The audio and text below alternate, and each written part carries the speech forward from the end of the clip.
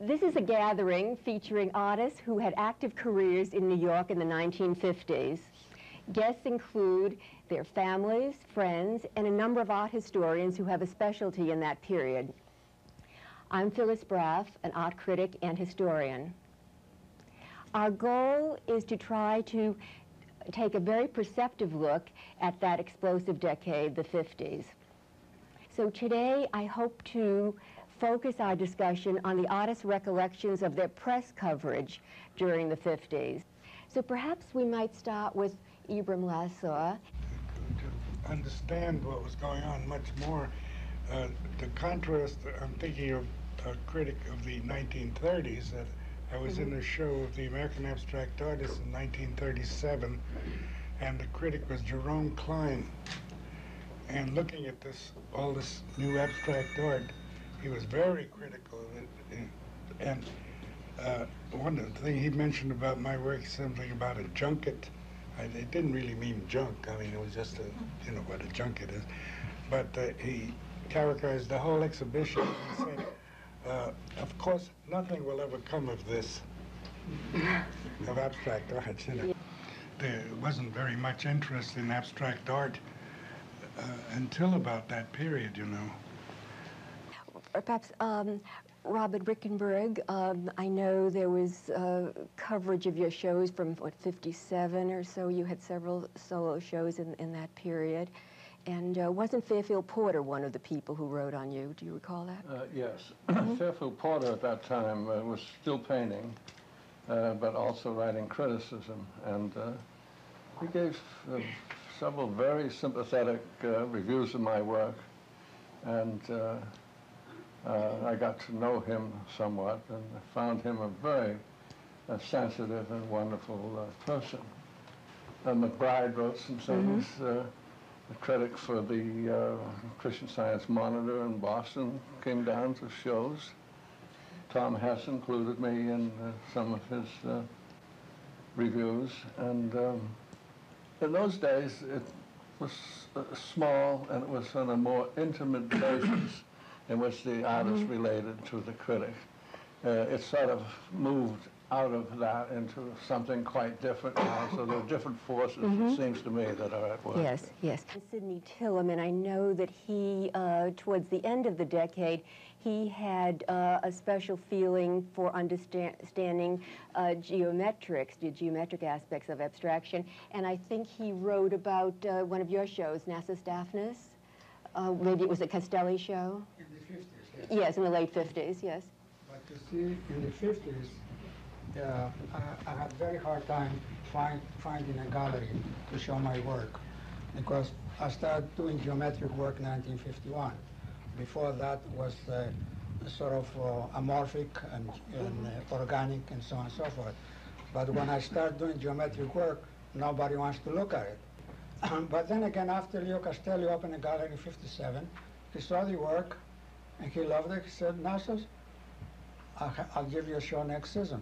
So we shook hands at that time, and then from then on, I'm with Leo with a shake hand for 35 years, and I've been showing with him ever since. Yes, that's wonderful. That's the story. David Slifka, what are your recollections about the press coverage that your work received in the 50s? Just by coincidence, I'm sitting next to somebody that I showed with. Oh, good. In 52. Yes. Charles and I and Kyle Morris showed in the Tanager Gallery before he moved to 10th Street, it was 84th Street. And I'll never forget, Dore Ashton came down. This has recently been hired, I think, to do the reviews. She was then working for Art Digest, I think it was. She came in, and I had constructed some kind of a system for a base to show some small bronzes. It was like two brass rods and a piece of wood hold, spread the bronze on it. She walked in and looked at us and said, "Oh, it's a very interesting, unique design. Maybe you can get some work for uptown galleries making some faces." That's all she had to say. Oh, my. I didn't expect much from Yes, her. yes. But maybe she was thinking more, although that's what Trying to you... work your way into it. But I then saw a review that came out in Arts. It was a very small review. Yes. Not very impressive. But I did want to add that by another coincidence, the piece that was in that show happens to be in the collection of Marika Tom right there. Then perhaps our video camera can catch it at some point today. The Yes. piece I carved in '51, and it was first shown in this show in '52. Let's move on now to Charles Kajori. What do you recall about your press coverage in the 50s? Very similar group of reviewers, Dore, Ashton, Irving. I'd like to underline what the Fairfield Porter, Yes. he reviewed a show of mine in '58, and he called me up before he wrote it, and said, Kajori, I want to talk about Venetian painting in relation to what you're doing, Tiepolo particularly. Would you mind? You know, in other words, at that point in New York, that sort of reference might not have gone down very well. But he was very generous and called up and made sure it was all right. And then he did do that in the review. A few minutes ago, David Slifka referred to Karl Morris being included in the show. Perhaps Jeff Morris can comment if you remember your dad and his attitudes towards the criticism of the day. He was a very literate person, and when he found an interview or a review that he took exception to, he wrote back to the critic and let them know exactly what he thought about their review. Needless to say, this didn't put him on the greatest of terms with some of the critics, but he was on good terms with quite a few of them, Dore Ashton in particular. Do you remember a Carlisle Burroughs? Yes. Yes. I remember a lot of reviews by him of my father. And Irving Sandler, I think, did one. And some of the other names that were mentioned are rather familiar, so we have quite a few of not only their reviews of his show, but also his writings back to them, commenting on what they got wrong about their review. And Arnold, I know that in the 50s, Ernest Briggs was showing very extensively, and most of the magazines were reviewing the shows.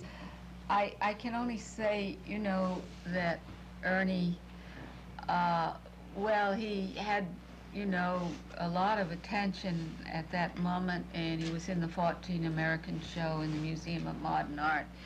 And, but there was a thing about Ernie that he had to do his own thing, and if critics said, well, this is a change in his work, or this is, you know, he resisted that and did his own thing. And so I think the critics and the museum people kind of helped him, in a sense, to free himself and express himself in his own way. One thing that hasn't been mentioned here was a certain culmination at the end of the 50s with the advent of Dore Ashton being fired from the Times for her pro-modernist stance, and it wasn't just Farron who got really insightful reviews from her, but she was an advocate. And finally, it became very clear that with John Canaday being moved into the top spot and her out, that there was an all-out assault against abstract painting in this country. And the artists got together. John had organized a meeting in his studio, not only of artists, but of philosophers, writers, musicians who were then, of course, involved in modernism. And Philip Pavia had drafted a letter against what Canaday was advocating, and it was signed by these people. It was published. It didn't hurt Canaday at all, and he later wrote a book because of it, embattled critic. So he profited. Yes. It'd also be remiss in this discussion of the 50s if we didn't do a round of serious thinking about Clement Greenberg, especially this week is the anniversary of his passing, that he must somehow have touched the lives of our guests here. And I'm wondering how you reacted at the time to these publications. David, do you recall? Well, I read a good deal of it. Yes. Nothing, well, it had an effect about some of his ideas, but of course he centered a great deal on Jackson more than anyone else at the time. And I felt that he was a great champion if you had him behind you, but he didn't cover the whole field. I want to bring up something about Clem, which is more up to date. Yes. That's 74. That's 20. I was having a show at the Everson Museum up in Syracuse. And he happened to have a place up there in upstate New York. He came, it was the last day of the show. I had a very large piece out in front of the museum. And this is a typical kind of Clem remark, if you know Clem, how he had to get into the act all the time. He came and he saw this large piece. He said, "David, it's too long." I said, "Yeah, I guess I was self-indulgent." I didn't ask him whether to cut it off because he would immediately.